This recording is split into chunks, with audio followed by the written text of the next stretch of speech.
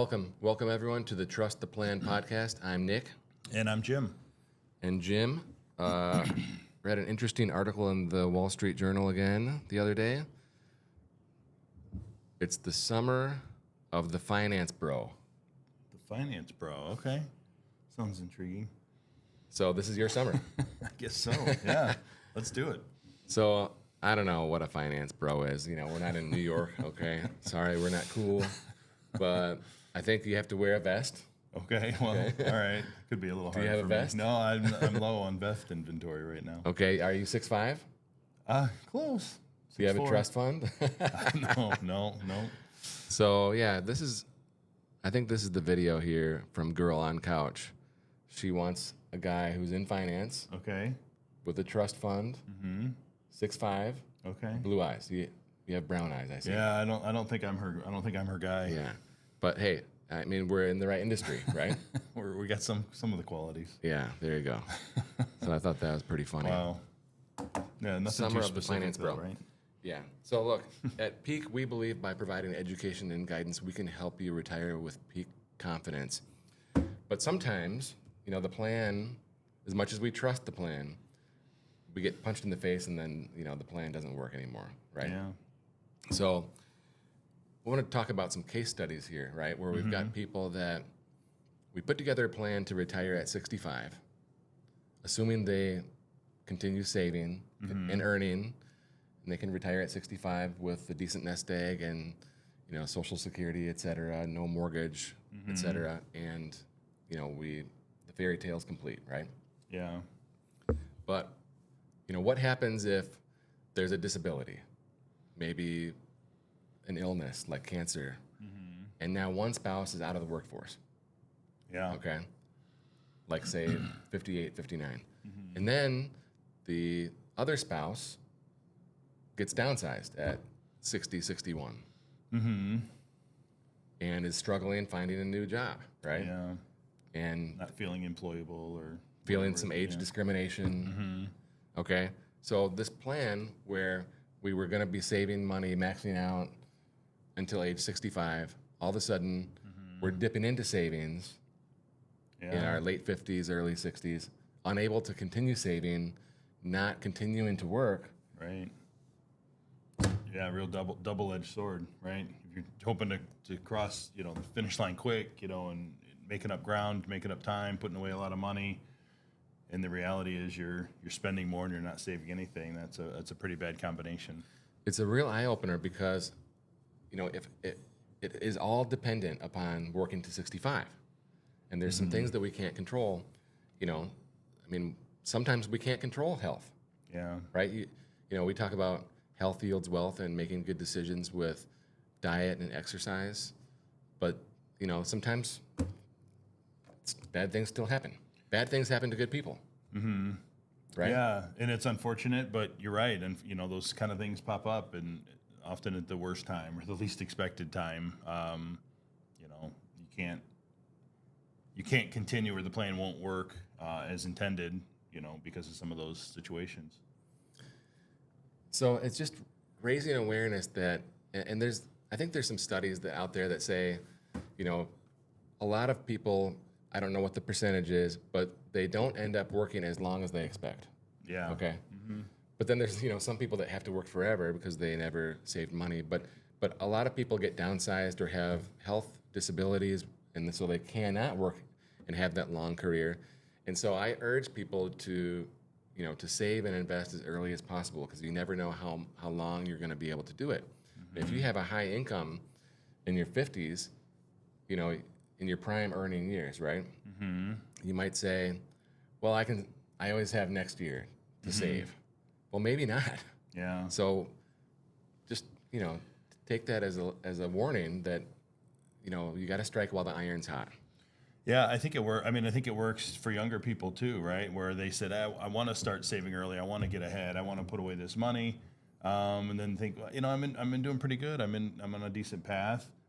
I also want to live a little and enjoy. And I get that there's balance there, and I think there needs to be. But to me, this case study that we're talking about is a reason to try to get ahead and stay ahead. You know, this is why you keep saving, even if you're putting away enough. This is why you continue to look for opportunities to be more efficient and to, to do smart things with your money, even if you're on a good path, and even if it looks like everything looks good, because we just don't know. We don't know the unexpected. Yeah, and then there's the unexpected the other way where people lose a parent and they say, well, my dad never got to enjoy a long retirement, and so, I'm going to make sure that I am enjoying my life right now. And so they're putting the savings on the back burner, kind of justifying it. Yeah. And I don't think it's a good justification. Yeah. I don't want to seem cruel or anything like that. I lost my dad a little over 2 years ago when he had a short retirement. And I often thought to myself after that, I want to make sure that that's not the path I follow, right? But some things you can't control. But anyway, I think you could twist that the wrong way and say, I'm not going to save because I want to live now, and then you end up having a worse financial situation later. Yeah, I think in those cases that you described, I mean, I get that. I lost my dad at a young age as well. He was 55, but there has to be balance, right, between saving and enjoying. And I think we talk a lot about probability of success when we do our financial plans, and you don't want to have a razor thin probability of success and having to work all the way to 65 to make it look good, to finally get to 100. You want to get ahead of the game. We need a big buffer, yeah, in case things go wrong. Right. That's what we talk about a lot with our financial plans as well. So there's another case study that you wanted to wrap into this as well, right? Yeah, I think I guess the way I would describe it maybe is being flexible with the kind of things that are going on in your life. We have clients who, again, kind of on the same line, right? Experienced unexpected tragedy, lost a loved one, but the loved one always, took the family on trips. The loved one always provided big gifts at Christmas. The loved one, all these things. And now the surviving spouse says, well, maybe I need to keep doing those things, right? I need to keep taking the family on trips. I need to keep doing these things. But, neglecting that now there's one less income, there's one less Social Security, there's one less person saving, right? So it can easily put you in a very difficult position. By trying to hold on to unrealistic expectations. I think you constantly need to reanalyze your situation. And Jim, what about someone who has a large credit card balance, but at the same time says they only spend like $1,800 a month? How can you reconcile that? Yeah, I mean we could do a whole couple of podcasts on this topic because we see it so often, but. Yeah, I think people need to be realistic about their cost of living need, and what it really is. And we talk about expense tracking all the time, but a different client, came up with a story of if I could just get out of these credit card debts, I could then live on my Social Security and it would be fine. Well, they're making $70,000 a year, telling me they could live off $1,800 a month, and the math just doesn't work. There's no way that can happen. So you're obviously spending way more than you think you are. Otherwise, we could clean up those credit card debts in a matter of months. So I think, to me, that just goes back to expense tracking and making sure you're really being honest with yourself and what your cost of living is. I like what you say right there, being honest with yourself. So I don't know if it's people not wanting to be honest with themselves or just completely out of touch. Yeah. And they want to believe something, but they don't have the data to support it. It's somewhere in that range, right? But this applies to you too. Everyone, including you. Okay?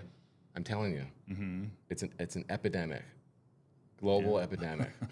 Yes. No one knows how much they're spending. Yeah. So how can you plan for the future if you don't know what your costs are what your costs are? Right. I should restate that for a perfect soundbite. But really, if you don't know what you're spending, you don't really know what you're going to need. It's the biggest way to destroy a financial plan is to have your spending be way more than you thought it was, or that you told us it was going to be. Yeah, because we can look everything else up. SSA.gov, your 401k at Fidelity.com, your pension from the benefit statement, your payroll statement. We can see all that stuff. But if you tell us you're spending $1,800 a month and you're really spending $18,000 a month, Yeah. do the math. It's a problem.